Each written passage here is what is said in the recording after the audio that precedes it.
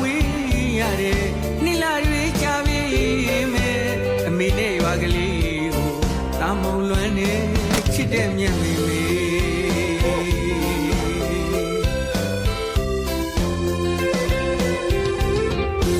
လွမ်းရက်တွေ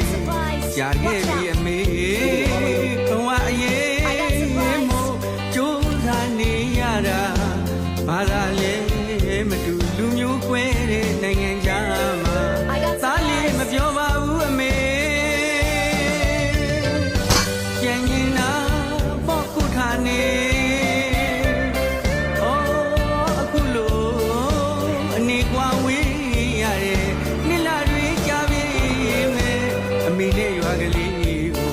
တာမုံလွမ်းနေချစ်တဲ့မြတ်မေ